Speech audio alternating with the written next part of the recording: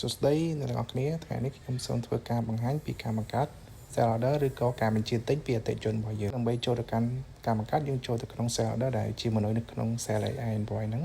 Sell AI ហ្នឹងបន្ទាប់ពីចូលហើយនេះគឺជា screen ដែលយើងបង្កើត SO ឬក៏ Sell Order ហ្នឹង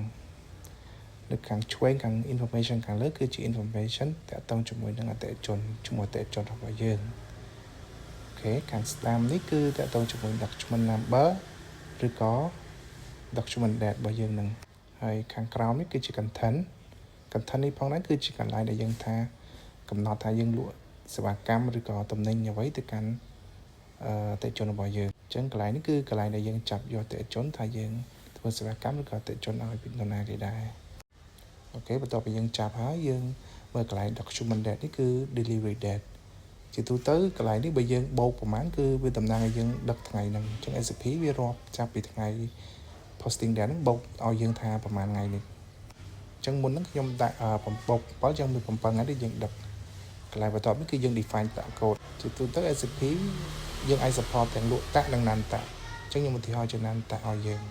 អញ្ចឹងតម្លៃដែលយើងលក់គឺអត់តបូក VAT ទេកន្លែងនេះគឺយើងចាប់ UM តាក់ទងមួយ UM គឺជាຂະຫນាតនៃការលក់តែយើងលក់ទំនិញឬក៏បញ្ជាទិញពីអតិថិជនហ្នឹង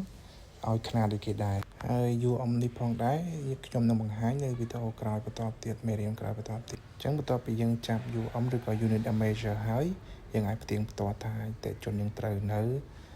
ទំនិញសេវាកម្មរបស់យើងហ្នឹងយើងបានចាប់ត្រូវនៅនឹង quantity ផងដែរដូច្នេះតាក់ទងមួយ UM នេះគឺតម្លៃវា$200អញ្ចឹងផ្នែកខាងក្រោមនេះតាក់ទងមួយការ add document យើងមាន3ទី1គឺ add new add view និង add close add new មានថាបន្ទាប់ពីយើង add ហើយគឺយើងយក doc មាន screen SO ដដែលហ្នឹងគឺដើម្បីឲ្យ user គាត់ add ម្ដងទៀត add view មានថាយើង add ហើយយើង stay នៅលើ information ដែលយើងបាន add ហ្នឹងនិង add clock គឺ add ហើយ add clock គឺជាកន្លែងដែលយើង add ហើយយើង close window SO ហ្នឹងដើម្បីធ្វើអីផ្សេងអញ្ចឹងណាអញ្ចឹងបន្ទាប់ពីយើង add ហើយកន្លែងនេះគឺ SAP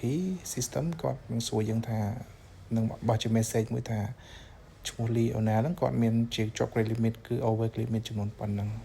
អញ្ចឹងត្រង់នេះគាត់ថាមាន system alert ទេបើយើង ignore ថាអូខេយើងបន្តឲ្យគាត់ជពាក់បានទៀតយើងចុច add ទៅអញ្ចឹងកន្លែងនេះជាការស្រេច